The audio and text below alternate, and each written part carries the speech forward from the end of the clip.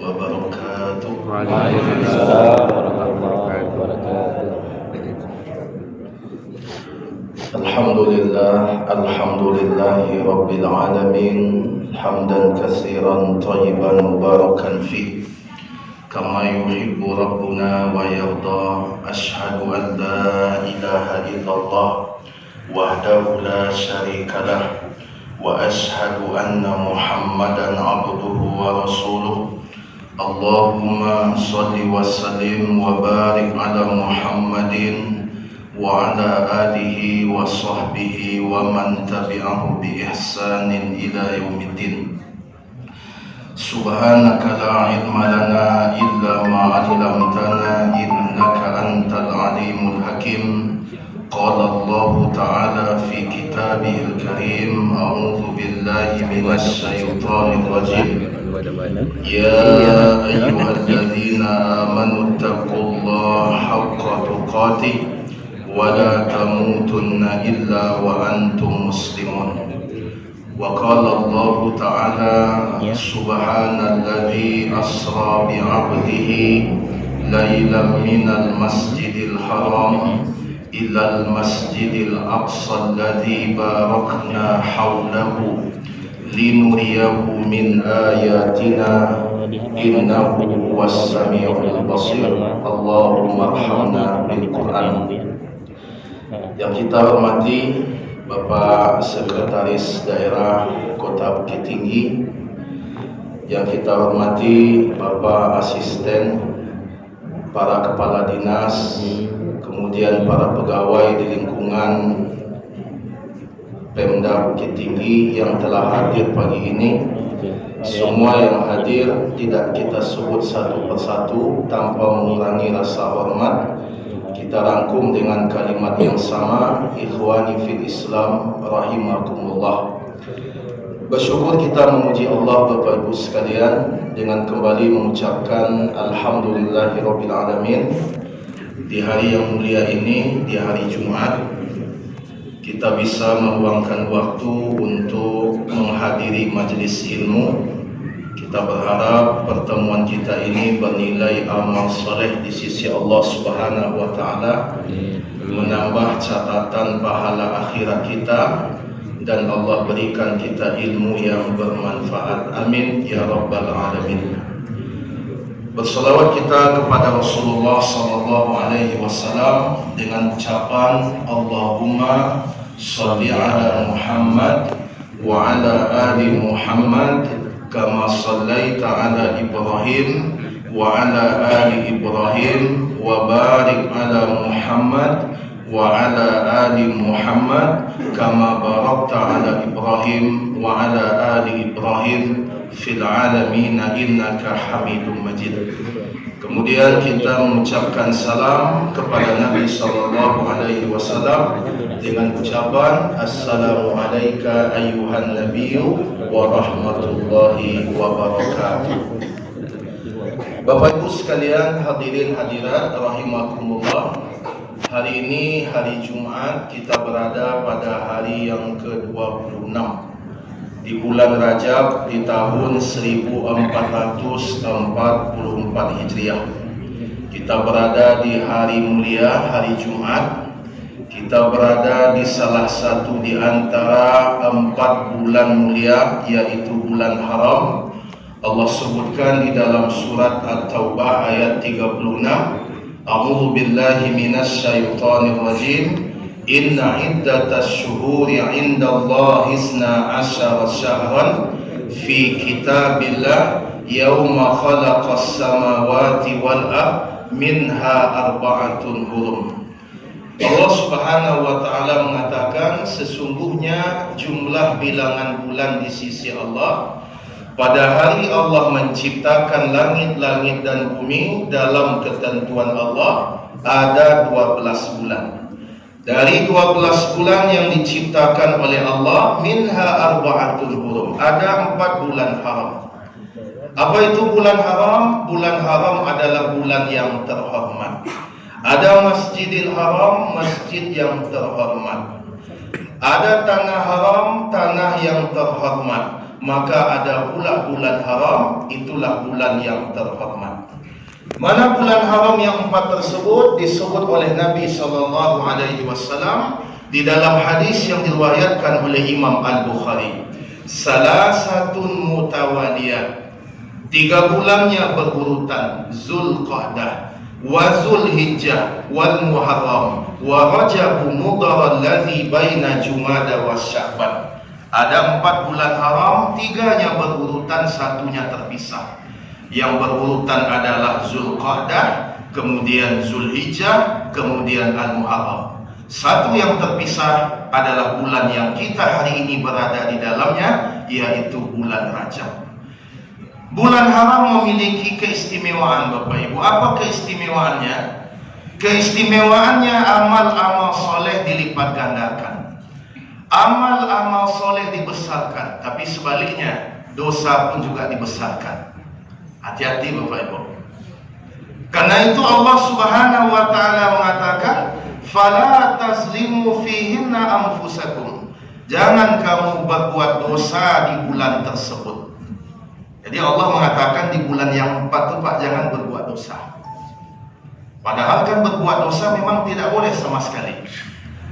Bukan berarti bulan lain boleh berbuat dosa, tapi bulan yang 4 itu ajaran, bukan begitu. Artinya di semua bulan memang tidak boleh berbuat dosa. Terus mengapa Allah mengatakan fala tazlimu fihinna anfusakum? Jangan kamu berbuat zalim, jangan kamu berbuat dosa di bulan itu. Apa maknanya? Berbuat dosa di bulan haram lebih besar dosanya dibandingkan berbuat dosa di luar bulan haram. Karena itu Bapak Ibu sekalian, mari kita manfaatkan bulan haram, salah satunya bulan Rajab ini, dengan melakukan banyak amal-amal kebaikan. Salah satunya diantaranya kita hadiri majlis ini dengan sebaik-baiknya. Mudah-mudahan memberatkan pahala akhirat kita. Amin ya rabbal alamin. Bapak Ibu sekalian rahimakumullah, sekaligus pagi ini kita akan menyampaikan tentang peristiwa Isra Mi'raj yang tadi telah dibacakan ayatnya di dalam surat Al-Isra, surat ke-17. Peristiwa Isra Mi'raj sebenarnya Bapak Ibu adalah 2 peristiwa. Sebenarnya yang tepat itu bukan Isra Mi'raj, tapi Isra wal Mi'raj. Ada 2 peristiwa. Cuma orang awak kan mencapai sekadang-kadang Pak. Isra Mi'raj kecilnya. Padahal Isra wal Mi'raj 2 peristiwa. Orang awak kok mencapai Pak. Kadang nama dipendek-pendekan. Orang Arab tu siapa nama itu panggilannya Pak. Siapa nama itu panggilannya. Nama Abdurrahman, panggilan Abdurrahman. Kalau di awak enggak, nama Abdurrahman, panggilan Siman. Nama Abdul Rauf, panggilan Siuf. Kadang-kadang nama aku tergantung penghasilan bagaimana, tergantung nasib Pak, panggilan Pak. Kalau nasib tak payah sedikit, ke panggilan-panggilan dia buat kadang-kadang Pak. Nama Yusuf, tapi dia lebar binti Pak. Lepas haji tu sekian kali, sehingga namanya Haji Yusuf. Kok sempat payah duit? Usui. Itu kadang-kadang salahnya Pak sedikit Pak. Jadi orang-orang Arab siapa nama itu panggilan. Tidak ada istilah ini nama, ini panggilan, tidak ada. Siapa nama maka itu panggilan. Jadi yang tepat itu bukan Isra Mi'raj, tapi Al-Isra wal Mi'raj. 2 peristiwa. Itu hikmahnya mengapa 2 peristiwa ini Allah pisah tempat meletakkan ayatnya. Allah berbicara tentang Isra dalam surat Al-Isra. Allah berbicara tentang Al-Mi'raj dalam surat An-Najm. Apa hikmah? Mengapa Allah pisah Bapak Ibu?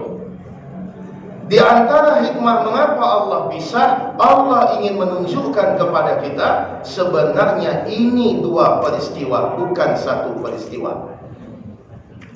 Peristiwa pertama adalah Al-Isra. Isra secara bahasa itu artinya berjalan malam. Itu makanya Nabi Yakub diberikan gelar Israil.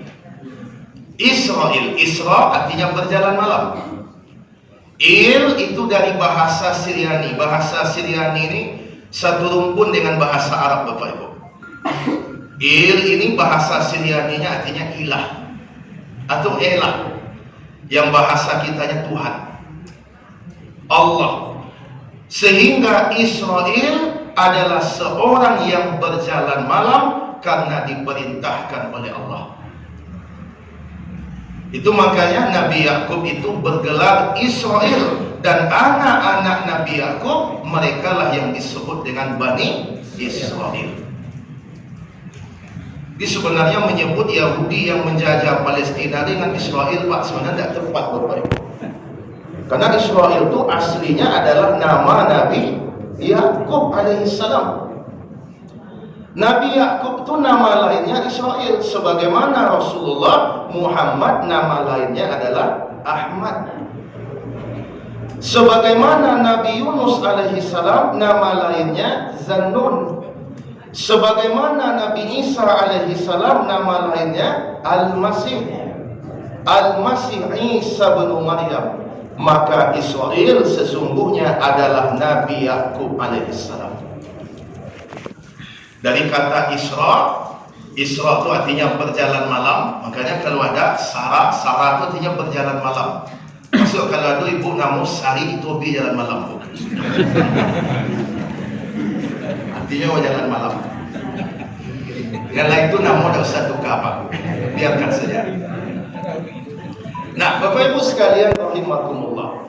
Adapun al-Mi'raj, Mi'raj itu artinya anak tangga. Karena itu eskalator bahasa Arabnya Mi'raj atau Mis'ad. Mi'raj bahasa Arabnya terjemahnya eskalator atau anak tangga. Maka dalam Al-Quran ada surah Al-Ma'arij, tempat naik. Jadi sebenarnya peristiwa Al-Isra wal Mi'raj ini dua peristiwa, bukan satu peristiwa. Peristiwa yang pertama adalah Al-Isra, perjalanan Rasulullah dari Masjidil Haram ke Masjidil Aqsa, jaraknya sekitar 1.300 kilo. Yang pada saat itu orang menempuhnya paling cepat 1 bulan pergi, 1 bulan pulang, Bapak Ibu. 1 bulan pergi, 1 bulan pulang.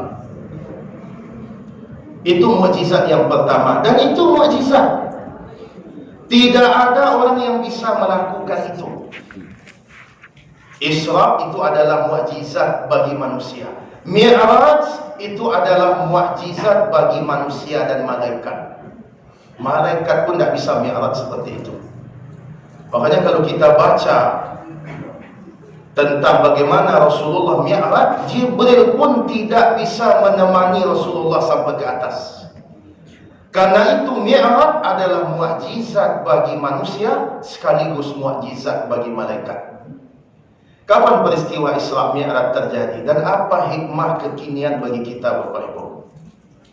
Apa hikmah kekinian? Apa pelajaran yang bisa kita ambil dari peristiwa Isra dan Mi'rajnya Rasulullah sallallahu alaihi wasallam?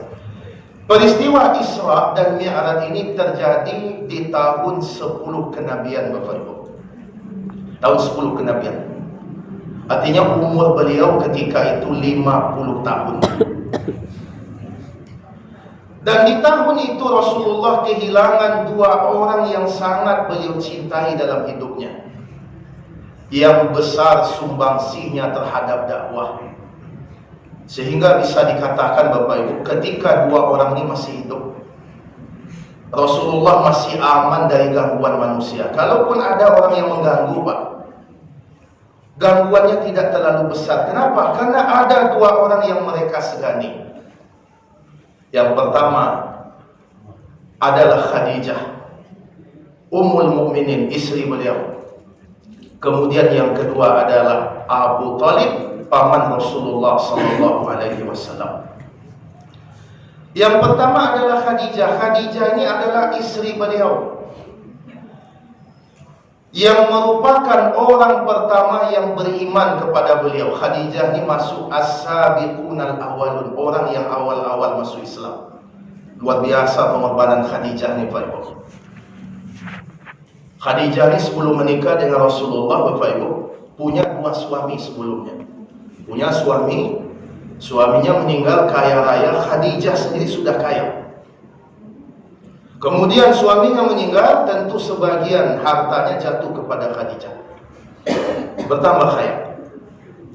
Kemudian berikutnya Khadijah menikah lagi, suaminya yang kedua pun kaya. Maka kemudian seiring dengan waktu meninggal pula, tentu bertambah lagi kekayaannya, warisan dari suaminya. Bayangkan berapa kekayaan Khadijah. Dianya sendiri sudah kaya, ditambah lagi warisan yang didapat dari suaminya. Dan semua harta itu habis digunakan untuk dakwah. Itulah Khadijah radhiyallahu taala anha. Jadi mulianya orang kaya, Bapak Ibu, bukan kayanya Pak, tapi apa manfaatnya. Jadi kalau kaya sekedar kaya, Bapak Ibu, tidak ada gunanya untuk dakwah, tidak ada gunanya untuk Islam. Mohon maaf, itu hanya akan memperberat hisab di akhirat. Apa yang Allah berikan kepada kita, gunakan untuk Islam. Apa sumbangsi kita? Apa sumbangsi kita, Bapak Ibu? Kita punya kekuasaan, gunakan kekuasaan kita untuk menolong agama Allah. Cara yang paling efektif menolong kebaikan, Bapak Ibu, bukan dengan tangan, Pak, tapi dengan tanda tangan. Apa Ibu bisa hadir kemari kan dia tanda tangan, Pak? Dia, Pak. Kalau diimbau-imbau saja bisa digo, Pak.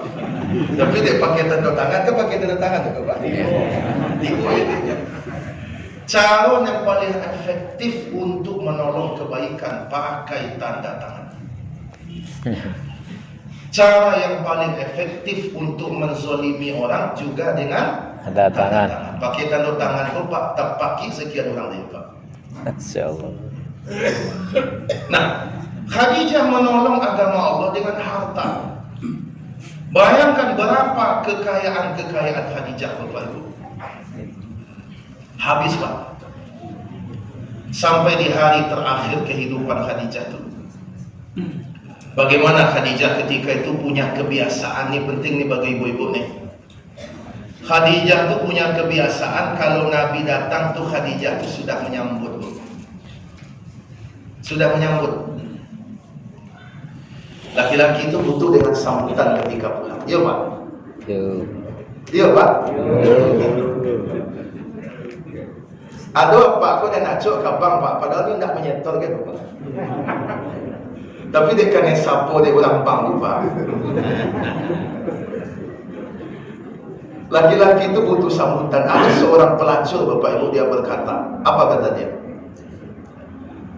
Kenapa suami kalian, kata dia, kenapa suami kalian lebih suka kepada wanita yang tidak halal baginya, padahal kalian secara fisik lebih cantik dibandingkan dia? Apa kata dia? Ternyata memang sambutan tuh, Pak. Baru tiba dia, Pak, Pak, om sini kecil. Apa tak kasih di tiap Pak? Nah, coba Ibu terapkan di rumah tuh.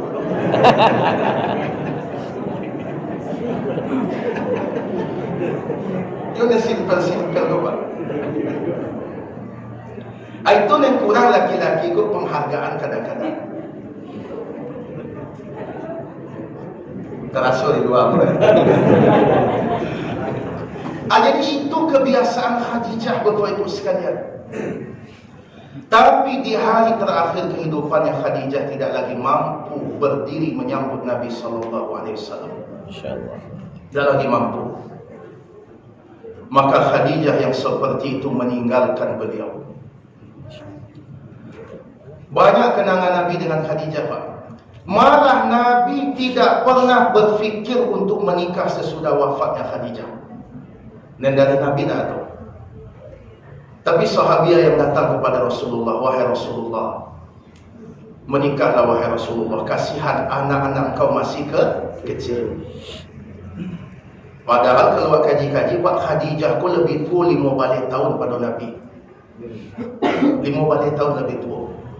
Nggak ada terfikir untuk mengganti Khadijah. Yang lain yang mengusulkan. Ambo yakin kalau apa-apa tak bisa bantu. Malah kalau di awak ko Pak 5 balik tahun orang rumah awak meninggal Pak. Kalau bahasa orang Minang Pak, nggak ada malam semujur. Nggak ada malam semujur tu. Makanya kalau mau takziah Pak Ibu, kalau meninggal seorang suami itu bisa ditebak siapa istrinya Pak, bisa. Kecuali saya ibu-ibu yang paling sadar sambung matanya itu istrinya tu. Tapi kalau meninggal istri, mas suaminya payah macam itu. Payah macam itu. Masya-Allah. Air mata tu dua Pak Ibu. Kau secara psikologi kau dikaji kau. Air mata itu dua. Ada air mata sedih, ada air mata bahagia. Masya-Allah. Air mata sedih itu Pak nyuangnya Pak. Sedih, marah, kecewa, panas dia. Awak dizolimi orang tu menangis awak, angin keluar tu Pak. Awak dianiaya orang, sedih awak, kecewa awak, angin keluar. Tapi kalau bahagia, anak wisuda, anak lahir, anak nikah, dingin air mata. Pokoknya kalau ada apa-apa, orang rumahnya meninggal, menangisnya Pak, pakcik dia Pak. Tunggu percaya dulu. Pakcik dia Pak. Dikuangi atau ini.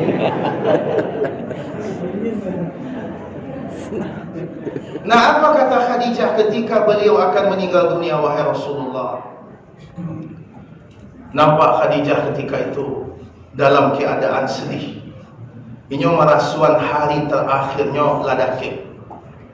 Rasulullah bertanya, wahai Khadijah, kenapa engkau bersedih? Apakah engkau sedih karena bersuamikan aku? Yang penuh dengan kesulitan, yang penuh dengan ujian. Tapi apa kata Khadijah? Tidak wahai Rasulullah, aku bersedih karena rasa-rasanya aku tidak akan lama lagi bisa menemanimu. Sementara perjuanganmu masih panjang. Maka apa kata Khadijah? Wahai Rasulullah, hartaku telah habis. Tidak ada lagi yang bisa aku berikan untuk membantu dakwahmu. Apabila aku wafat wahai Rasulullah, seandainya engkau akan menyeberangi lautan, maka galilah kuburku, kemudian keluarkan tulang belulangku, injaklah tulang itu. Itu perkataan Khadijah sebelum wafat. Kalau ibu-ibu kini tidak Pak. Rahsia. Kalau kamu meninggal ibu dah aja berbini nanti. Kalau berbini udah nanti dengan gaduh udah nanti. Makanya Nabi tidak bisa melupakan Khadijah Bapak Ibu. Bara ganti istri Nabi Pak 9. Macam-macam Pak, yang paling cantik itu Aisyah. Tapi semua itu tidak bisa menggantikan Khadijah. Malah sering Rasulullah menyebut-nyebut Khadijah. Insyaallah. Pada orang lain Pak, dimulai tahu selisihnya. Apa kata Nabi ketika itu, wahai Aisyah, suatu kali ketika aku menerima wahyu, aku merasakan kedinginan, aku pulang. Kemudian ketika itu aku minta kepada Khadijah, zammiluni, zammiluni, selimuti aku, selimuti aku. Akhirnya Nabi ke Aisyah, ketika itu bukan selimut yang diambilnya, tapi dipeluknya badanku. Akhirnya Aisyah, itu saya cerita dari mana? Cemburu Pak. Apa kelebihan wanita tua itu dibandingkan aku wahai Rasulullah? Aku satu-satunya istrimu yang gadis, dan dia sudah tua. Apa kata Nabi? Diam kau hai Aisyah, tidak ada di antara kalian yang bisa menggantikan Khadijah. Bayangkanlah meninggal orang rumah Pak, dibela dengan Nabi Pak. Laki-laki ini Pak, kalau bini cik dan yang lama tu buruk semua. Apabila meninggal, saat minum kopi, ya lama kopi buatan adik. Dulu orang rumah dulu tu baik rasanya. Terpakai-pakai gua dalam bubur ni. Mereka ni buru-buruan dek suaminya. Itu Nabi SAW. Wanita ini yang meninggal dunia, Bapak Ibu. Kemudian meninggal pula Abu Talib. Abu Talib adalah pembela Nabi dari segi keamanan. Abu Talib itu maju paling depan. Siapapun yang mengganggu Nabi SAW akan berhadapan dengan Abu Talib. Sekalipun Abu Talib ini kafir. Akhirnya Abu Talib ini tidak masuk Islam, Pak. Apa penyebab Abu Talib tidak masuk Islam? Karena banyak memikir kecil orang, Pak. Seandainya orang masuk Islam nanti apa kata orang, nanti apa komentar orang. Makanya dalam hidup ini, Pak Ibu, jangan terlalu banyak memikirkan apa kata orang. Sebab kalau pikir kecil orang, Pak Ibu, tidak ada orang pun yang selamat dari orang, Pak Ibu.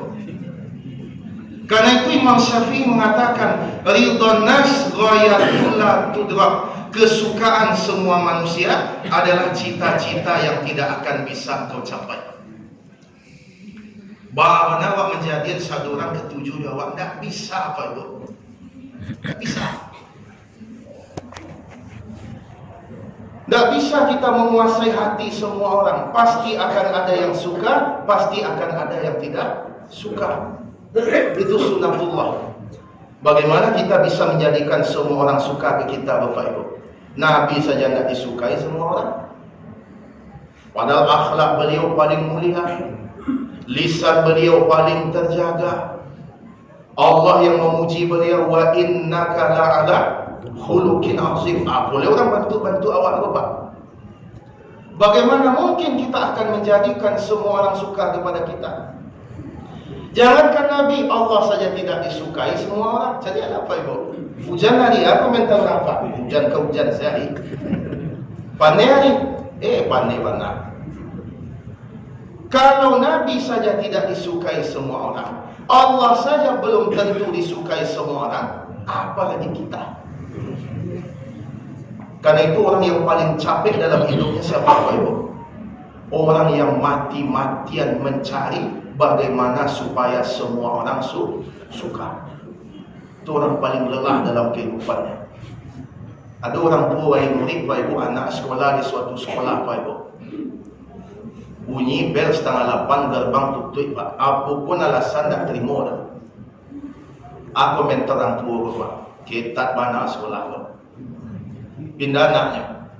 Di sekolah baru, Pak, terlambat jam 8 bisa aja masuk, 8:30 bisa aja. Aku mentor. Tak disiplin tialah gitu.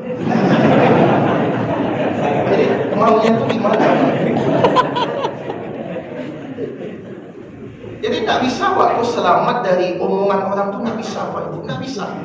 Makanya di dalam kitab Nafhu At-Tib ada satu kisah tentang bagaimana seorang ayah pernah diberi masukan oleh anaknya, wahai ayah, saya pergi ke satu tempat, saya mendengar ayah jadi omongan orang. Mereka bilang begini, bilang begitu. Wahai ayah, lakukanlah ini dan itu. Mungkin orang tidak akan membenci ayah lagi. Tinggalkanlah ini dan itu. Mungkin orang tidak akan membenci ayah lagi. Bagaimana cara ayahnya mengajarkan? Apa kata ayah ini? Baiklah nak, kamu masih terlalu muda, tapi ayah akan ajarkan kamu. Maka pergilah ayah ini dengan anaknya ke kandang, Pak. Dia ambilnya seekor keledai. Kemudian dia ambil keledai, masuk ke satu kampung, disuruh anaknya naik, Pak. Apa komentar orang di kampung itu? Aku anak dan jalan ada bautan. Inyo lama naik keledai, apaknya lah gaib disuruh wajiblah. Nak selamat itu, Pak. Karena itu masuk ke kampung yang kedua, ayah naik ke atas, anak turun. Apa mental orang, Pak? Anda tiada orang dia betul. Tak ada kasus kasih sayangnya tu. Karena dia betul. Masuk ke kampung berikutnya, akhirnya kedua-duanya naik. Apa kata orang? Ini ayah dan anak ini tidak ada beri kemanusiaan sedikit. Iko gadang binatang dirancangnya berdua. Karena dia betul, Pak. Masuk ke kampung berikutnya, kedua-duanya turun, tidak dinaikinya. Apa komentar orang? Lain ada binatang tapi tidak dirancang. Begitulah kita hidup, Bapak Ibu. Jadi pro kontra itu biasa tu, Pak. Berkontra itu biasa, tidak akan bisa kita disukai semua orang.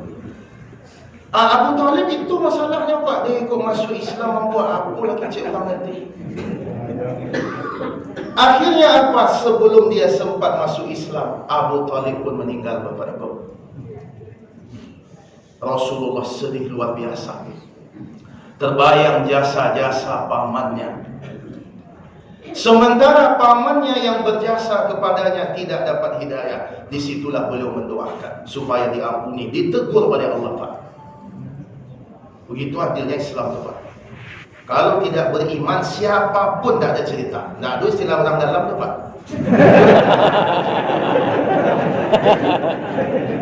Nabi Ibrahim ayahnya kan orang dalam tak ada cerita. Kalau indah. Itu yang menjadikan Rasulullah sangat sedih, goncang Nabi Bapak Ibu. Sampai Allah turunkan surat Al-Qasas ayat 56. Innaka la tahdi man ahbabta walakinallaha yahdi man yasha. Allah, engkau tidak bisa memberikan hidayah kepada siapa yang kusukai. Tapi hidayah itu diberikan Allah kepada siapa yang dia inginkan, yang pantas. Hati-hati Pak Ibu. Banyak memikirkan kata orang itu penghalang hidayah. Kemudian apalagi penghalang hidayah Pak, sombong. Sombong itu penghalang hidayah Pak. Aji dalam sombong Pak, capek tahu Pak. Kalau jadi wak mengecek lah tahu dari dalam sombong itu capek tahu Pak. Kalau selesai wak ngecek kita tahu Pak. Berapa banyaknya orang muda itu coba. Tak mau mendengar kecil orang, tak mau mendengar kata orang. Dua pembela itu Bapak Ibu hilang Bapak Ibu, drop Nabi Pak. Sedih Nabi. Ini menunjukkan sedih ku manusiawi Pak. Jadi jangan dianggap sedih ini bertentangan dengan kesabaran. Dan antara sedih dengan sabar itu tidak bertentangan. Berarti kalau sedih awak berarti nak sabar awak namanya, tidak ada hubungannya. Yang tidak boleh itu adalah meratap atau tidak menerima takdir. Kalau sedih boleh. Nabi pun sedih. Khadijah adalah pembela beliau dengan harta. Kesetiaan Khadijah luar biasa. Ini ibu-ibu contoh Khadijah itu. Khadijah adalah wanita yang tidak tergantikan, sekalipun sudah banyak yang menggantikan tapi tidak pernah menggantikan. Luar biasa Khadijah. Kemudian Abu Talib, paman beliau, dua orang ini pergi. Dan itu terjadi di tahun yang sama Bapak Ibu, tahun 10 kenabian Pak. Makanya tahun itu dikenal dengan nama Amul Huzni, tahun kesedihan, tahun duka cita. Maka di saat Rasulullah bersedih itulah Allah pun menggembirakan beliau. Allah pun membesarkan jiwa beliau. Ditambah lagi Bapak Ibu, diriwayatkan Pak, 3 bulan ayat tidak turun Pak. Tak turun. Sehingga Nabi ketika itu merasa hampa. Lain tak ditinggal nampak di Allah kok. Kalau waswawaknya Pak, lain tak non-job kok. Lain tak selesai. Sempat terfikir oleh beliau. Masya Allah. Cuma istilah turun atau ketika itu Pak. Sedih beliau. Masya Allah. Ditinggalkan oleh manusia, merasa pula ditinggalkan oleh Allah. Bayangkan. Asingku ada yang mengician Bapak Ibu, Nabi pun lagi lupa. Ada yang mengatakan begitu. Maka di saat puncak kesedihan itulah Bapak Ibu, terjadilah peristiwa Al-Isra dan kemudian Al-Mi'raj. Nabi SAW melakukan perjalanan yang tidak pernah terjadi pada nabi-nabi sebelumnya. Dan itu adalah mukjizat. Kalau mukjizat mencernanya dengan apa Bapak Ibu? Dengan iman. Tak ikut Pak ikut buntu dia nyoba. Akal buntu dibuatnya. Ada makanan akal, ada makanan iman. Api panas itu makanan akal. Api dingin itu makanan iman.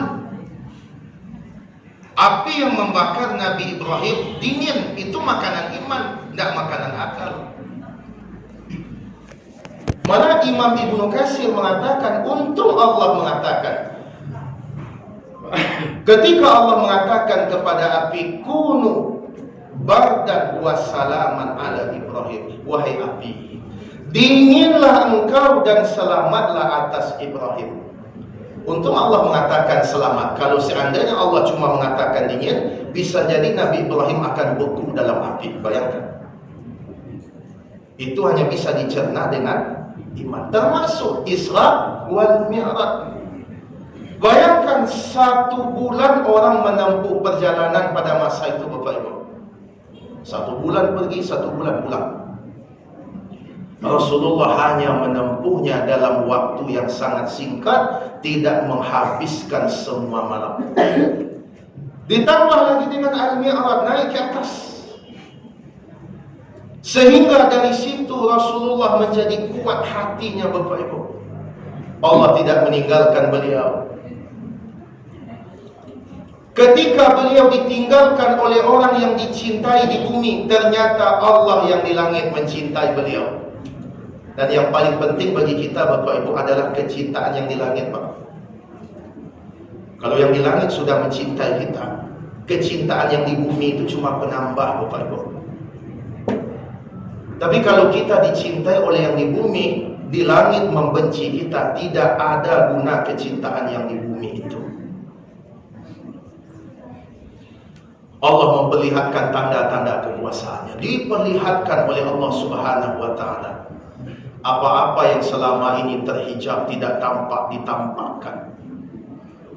Sehingga kalau kita baca hadis-hadis tentang Mi'raj itu, bagaimana Rasulullah diperlihatkan oleh Allah berbagai macam kebaikan dan keburukan. Diperlihatkan kebaikan, ada orang yang menanam, kemudian begitu ditanam Pak, langsung tumbuh Pak. Sampai Nabi bertanya kepada Jibril, wahai Jibril, itu ketika belum naik ke Sidratul Muntaha, wahai Jibril, itu apa? Maka Jibril ketika itu menjawab, wahai Muhammad, itu adalah orang yang bersedekah, orang yang berinfak. Ditanam langsung tumbuh. Jadi infak itu buahnya bukan di akhirat, Bapak Ibu, tapi buahnya di dunia dan di akhirat. Balasan dari sedekah itu bukan di akhirat saja, tapi di dunia dan di akhirat. Balasannya bisa macam-macam, Pak. Balasannya bisa kesembuhan, balasannya bisa rizki, balasannya bisa anak yang soleh, balasannya bisa keluarga sakinah. Makanya kalau ada kota infak lewat, jangan pura-pura permisi, Pak. Ada pula yang permisi. Ada pula kota infak lewat, Pak, cek lalu, Pak.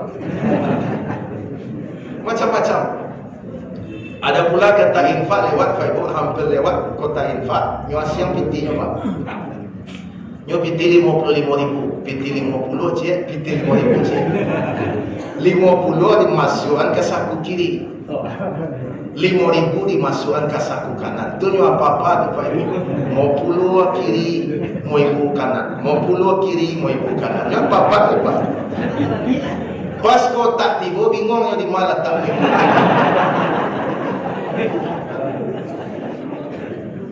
Akhirnya kotak lah tiba tu tak mungkin presol. Akhirnya langsung dimasukkan rupa mau puluh masukkan. Ketika masuk mau puluh ke buruh manuangnya Pak. Bagusnya kalau waktu orang sudah baik Pak, buruh manuangnya Pak. Itu positif. Positif salah masuk. Jadi itu gambaran yang dilihat oleh Nabi. Ada orang yang menanam kemudian langsung tumbuh. Itulah orang yang berinfak. Ada pula yang dilihatkan berupa keburukan orang-orang yang memakan bangkai yang sangat busuk, Bapak Ibu. Bangkai yang sangat busuk. Baunya saja sangat busuk, apalagi rasanya, tapi dia makan, Pak. Nah, siapa itu? Orang yang ribah, orang yang memfitnah, orang yang menjelek-jelekkan orang lain. Ini kan itu banyak ini, Pak. Iri-irian, dengki-dengkian, sikut kanan, sikut kiri, injak bawah, jilat atas, itu yang banyak ini. Itu dalam semua dunia terjadi itu, Pak. Kadang-kadang termasuk dewan bagaimana? Meninggal kawan separtai, Pak, belum tentu innalillahi wa inna ilaihi raji'un. Kalau ba'a pasti bi'awnya, Pak. Awak tak menuduh, tapi bisa jadi. Ada anggota dewan Pak, unik tuh, Pak. Saya tidak usah sebutkan daerah khususnya. Beliau pun nomor rampek, Pak. Nomor rampek. Artinya jauh kemungkinan kedua, Pak. Nomor 4 nih, anggota dewan mau dilantik, meninggal, Pak. Meninggal dia, sudah terpilih tapi belum dilantik, meninggal. Kemudian akan naik yang berikutnya. Akan naik yang berikutnya, sempat dia duduk, tapi dia mencalon jadi wakil bupati. Otomatis mundur. Naik nomor 3, Pak. Sama seperti yang pertama. Dilantik meninggal pulau. Akhirnya naik dan sampai aku cek kawan dia mujuan nasib. Itu provinsi itu, Pak. Mujuan nasib aku cek kawan, Pak. Jadi ada yang sakitnya, Pak. Jadi sebenarnya apa, Ibu? Takdir kita itu sudah ada, Pak Ibu. Jalan itu sudah ada, Pak Ibu. Jadi iri-irian, Pak, fitnah-fitnah, Pak. Itu dalam semua dunia hari ini, Bapak Ibu. Dalam bisnis juga begitu. Malah mohon maaf, kadang Ustaz ada kayak gitu, Pak. Naik kawan, Pak, tu lain iri, Pak. Apa jauh sebenarnya kaji tak ada, cuma dengan teks saya. Dalam semua lini hari ini, Bapak Ibu. Dalam kepegawaian juga begitu. Itu seperti orang yang makan bangkai yang sangat busuk sekali, tapi tetap dia makan. Itu diperlihatkan kepada Nabi SAW. Jadi sebenarnya Pak Ibu, rasa kiwat itu lah dosa-dosa. Seseorang apabila ditetapkan oleh Allah pasti nyampai. Enggak ada tak nyampai, Bapak Ibu. Seseorang tidak ditetapkan oleh Allah pasti enggak nyampai. Bahkan usahanya Pak pasti enggak nyampai. Tengoklah Nabi Yusuf alaihissalam. Nabi Yusuf itu Allah tetapkan jadi pembesar negeri Mesir. Caranya Pak Ibu, Allah yang tetapkan. Dicampani itu sanad dalam semua. Marah saya, Pak. 3 hari anak ketik dalam sumur tak berbaju. Karena bajunya dilepas oleh abangnya. Nabi Yusuf menangis-nangis, mereka tertawa. Mereka terbahak-bahak. Nabi Yusuf bertanya, "Wahai abang-abangku, apa yang menjadikan aku kalian masukkan ke dalam sumur? Apa salahku?" "Salah engkau, wahai Yusuf, karena engkau terlalu disayang oleh ayah." Mereka pergi, Pak Ibu. Allah takdirkan diambil oleh pembesar negeri Mesir Al-Aziz. Dirawatnya, Pak. Dipeliharanya. Sampai gagah, Pak. Nabi Yusuf itu gagah, Pak Ibu. Gagah Nabi Yusuf disebut oleh Nabi dalam hadis beliau, "Ra'aituhu Syatrul Hasan." Aku melihat Yusuf ketika Mi'raj diberikan oleh Allah setengah ketampanan. Setengah ketampanan. Apa maksudnya? Setengah ketampanan maksudnya setengah ketampanan Rasulullah SAW. Jadi yang paling tampan itu Pak Ibu Nabi Muhammad. Beliau paling tampan. Setengah ketampanan Nabi Muhammad itu Nabi Yusuf. Sehingga di kalangan para ahli sirah disebutkan Nabi Muhammad itu kalau diibaratkan air itu, Pak, setengah Nabi Muhammad. Setengah dari Nabi Muhammad, Nabi Yusuf berarti seperempatnya. 50% Nabi Muhammad, 25% Nabi Yusuf. Berarti tinggal apa? 25%. Itu kan awak bagi seketik surat. Setelah ulang pertama sampai ulang terakhir. Itu kan awak bagi seketik surat. Itu model aku bantu awak. Lah banyak tu dia ambil dalam Turki pak kan. Jadi maklum selalu. Terbayang dia bantu Nabi Yusuf tu.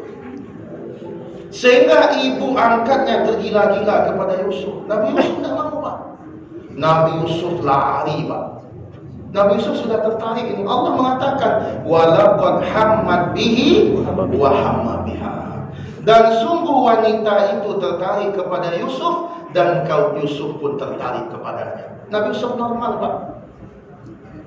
Jadi kalau Nabi Yusuf saja hampirkan naik pak, apa boleh awak tu.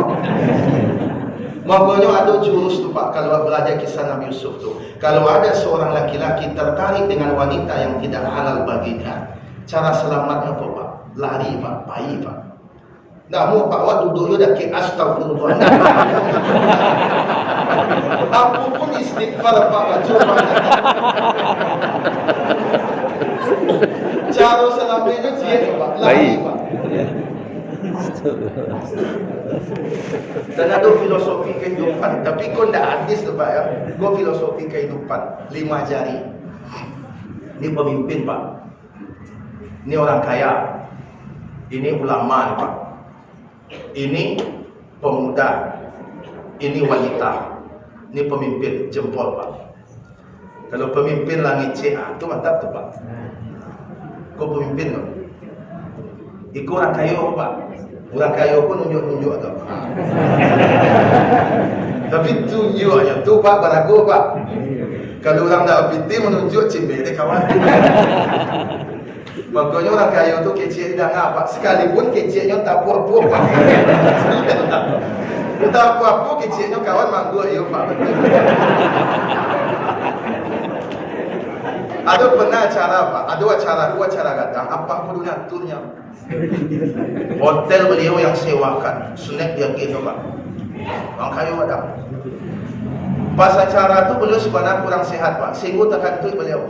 Adakah dengan lain tak? Dona manggil pak. Abi channel lain tak pak. Aduh pak ini sehat. Dan susunya tu sehat.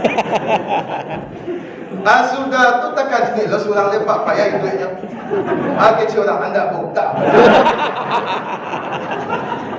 Itu nak adil, tiba orang kayu tekan duit, sehat. Tiba orang pansir tekan duit, ada kota. Itulah fenomena masyarakat. Kadang memuliakan dengan sebab harta. Tunjuk orang kayu pak. Iku tu siapa ulama pak. Ulama, polisi, tentara di situ letak pak. Nyo di tangan. Tak boleh berpihak ke mana-mana. Benar-benar salah-salah. Siapa pun. Awak dakik dia tapi nyo salah, tetap salah. Awak nak ketujuh dia dah, tapi nyo bana, tetap bana. Di situ ulama. Di situ polisi, di situ tentara. Kau siap, kau pemuda. Masa muda adalah masa yang paling manis. Ya pak. Sekalipun cacat jari kau pak, tetap disebut jari manis. Siko letak cincin. Aku siap, aku wanita pak. Nyo ketek. Tapi lincah pak, cuk cici dong tamak itu. Nyo ketek tapi lincah. Nah kalau pakai filosofi 3 jari, yang bisa sweet mawat. Ibu jari, tunjuk, kalingkiang. Iku ibu jari, basobok yang tunjuk. Basobok yang tunjuk mana ibu jari. Tapi kalingkiang basobok yang tunjuk mana tunjuk. Padusi kalau basobok yang piti.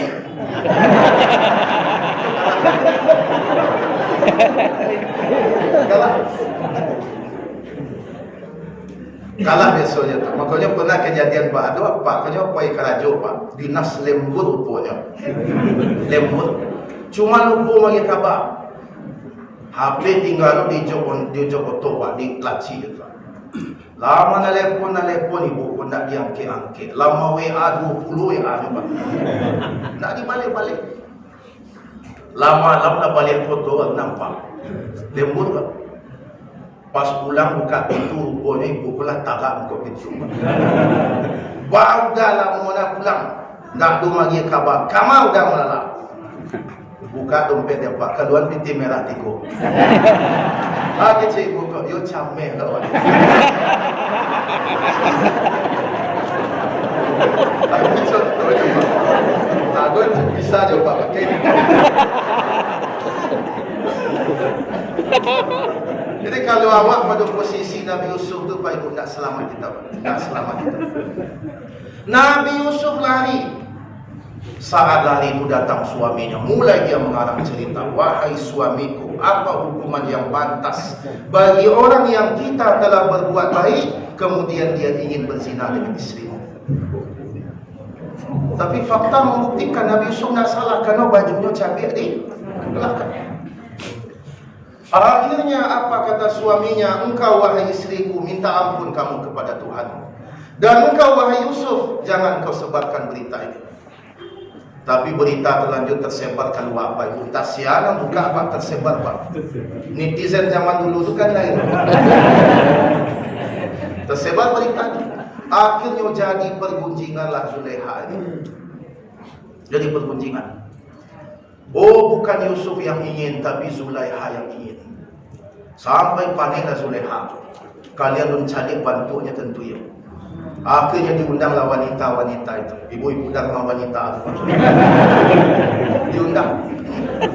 Disediakan kasur, disediakan bantal untuk duduk. Disediakan makanan, minuman yang mewah-mewah, buah-buahan, dikasih pisau. Di saat mereka sedang mengupas buah-buahan, maka lewatlah Yusuf. Disitulah mereka terkesima, mereka menghadapkan, in hadza bashar, ma hadza bashar, in hadza illa malakun karim. Ini bukan manusia, ini adalah malaikat yang mulia. Ternyata apa? Wanita yang tadi mencemooh Zulaiha, apa kecil Pak? Oh, kalau bantu, oh iya lo kami kau. Puaslah Zulaiha mengatakan, kalian sekali menceliak nyongangak kalian, dan bagi patah menceliak. Akhirnya semua mereka pun berminat terhadap Yusuf. Kalau Yusuf tidak mau, maka akan dimasukkan ke dalam penjara. Apa kata Yusuf? Disitulah Yusuf berdoa, ya Allah, penjara lebih aku sukai dibandingkan menuruti keinginan mereka. Itulah asal muasal Nabi Yusuf masuk penjara. Di penjara bertemu dengan dua orang yang bermimpi. Ditakwil mimpinya. Kemudian akhirnya raja bermimpi. Naiklah kedudukan Nabi Yusuf. Sampai akhirnya menjadi pembesar negeri Mesir. Dan ternyata berlalu lebih 20 tahun Bapak Ibu. Abang-abang Nabi Yusuf yang dulu mencampakkan Nabi Yusuf ke dalam sumur Pak, jadi pengemis Pak. Mereka ngantri bahan makanan. Nabi Yusuf kenal dengan wajah mereka, tapi mereka tidak tahu siapa yang ada di depan mereka. Nabi Yusuf beri kebutuhan mereka, berapa mereka sanggup bawa pulang, mereka diberi Nabi Yusuf. Tahukah kita Bapak Ibu sekalian, sampai suatu saat Nabi Yusuf membuka identitasnya. Dibuka identitas. Akulah Yusuf yang dahulu kalian campakkan ke dalam sumur. Semua mereka menyesal, maafkan kami Yusuf. Kami telah zalim kepadamu, kami telah menganiayamu. Syaitan telah merusak hubungan kita. Hukumlah kami dengan hukuman apa saja. Tapi apa kata Nabi Yusuf? La tasriba alaikum al-yawm. Tidak ada celaan, tidak ada hinaan, tidak ada caci, tidak ada marah, tidak ada dendam. Sudah, lupakan semua. Ini luar biasa Nabi Yusuf Pak. Kalau tiba dia awak Pak, nak duduk Pak, itu mutasi lah suatu Pak. Dulu ketika awak pancalon Pak, di buruan-buruannya, rupanya kan yang buruan itu duduk Pak. Langsung dia campak tu Pak. Provinsi ke Mentawai Pak.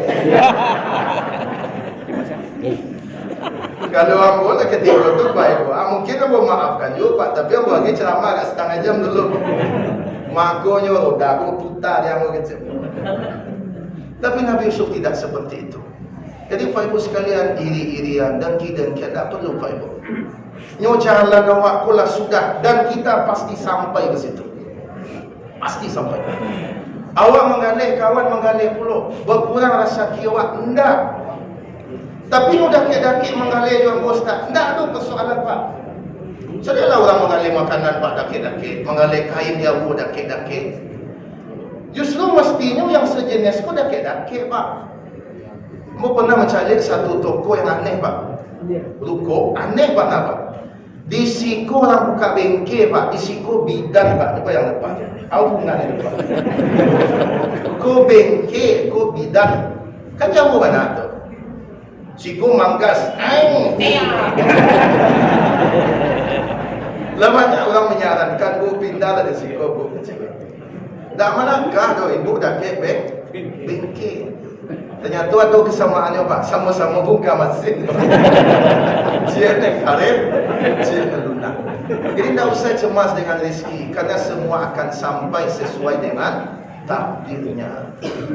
Terakhir Bapak Ibu, di dalam peristiwa Isra Mi'raj itu diturunkan perintah solat 5 waktu. Berarti sebelum Isra Mi'raj tidak ada solat? Ada. Bagaimana solat saat itu? Di antara disebutkan oleh Imam Ibnu Katsir, solat ketika itu hanya 2 saja, malam dan subuh.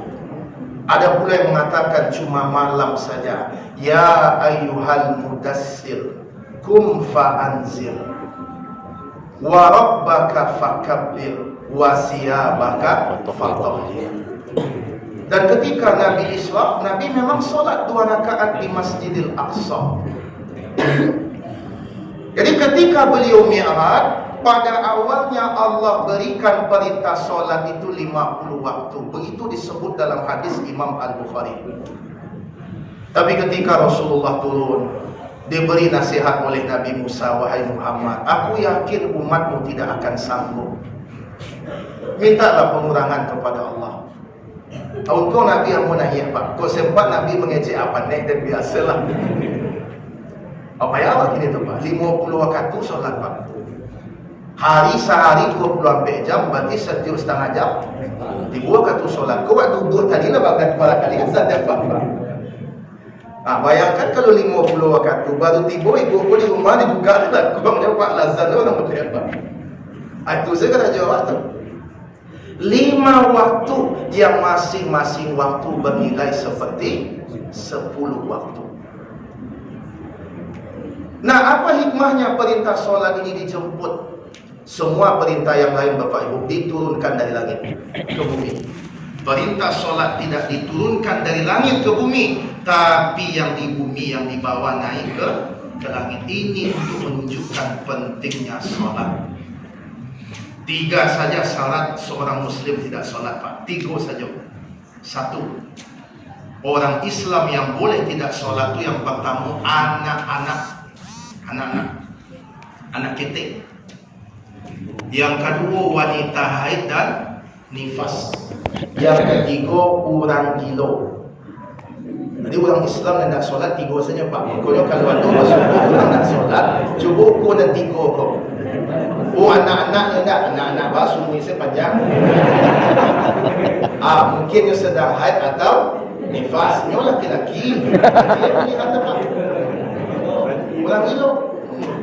Kadang orang gila tak ada cik lah dapat. Nan wajib dia awak, tak wajib dia nyo. Nan haram dia awak, tak haram dia nyo. Orang gila pun tak ada nan haram dia dapat. Orang gila pun tak ada nan wajib. Saya pernah ketika kajian terakhir Ramadan Bapak Ibu. Ada pertanyaan Ustaz, ambo kakak ambo tak waras Ustaz, dia gila. Sementara ambo diajari Allah rasaki alhamdulillah balik empah. Para lu ambo membayar fidyah kakak ambo yang gila Ustaz. Tak pernah dulu. Inyo gugur sama bana je orang anak-anak. Tak ada kewajiban apa. Inyo dah puasa dah bahan, dah solat dah bahan, dah tutup aurat dah bahan, pokok dah bahas apa. Ada apa-apa yang celetuk, lama gila dah. Dia tak dengar, dia pun Pak Bos sambung langsung jadi bapak gitu. Itu rahmat Allah Pak kepada orang yang tidak waras Pak. Malah orang kalau memang akalnya tak ada sejak lahir Pak. Sejak lahir tak ada. Satu saja pertanyaan Allah kepada, satu saja dalam hadis qudsi, apa itu? Hal ta'rifuni, kamu kenal denganku? Sesudah itu langsung dia dimasukkan ke dalam surga. Masya Allah. Jadi orang-orang yang tak sihat akal nampak dia waktu Pak Ibu. Di dunia yang nampak rendah Bapak Ibu. Di akhirat Bapak Ibu capek masuk surga betul. Sebab apa berdosa Bapak Ibu? Yang ambo makasih kok orang gilo dan sejak awal. Misalnya mancalon yang pilih abi.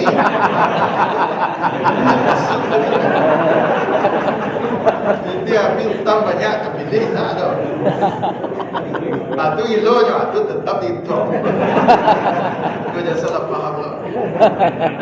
Pak Ibu sekalian, ini pentingnya solat. Jadi jangan tinggalkan solat Pak Ibu. Kadang awak mohon maaf Pak Ibu, dengan kesibukan awak tinggal solat Pak. Kadang baralek nak solat. Banyak tu.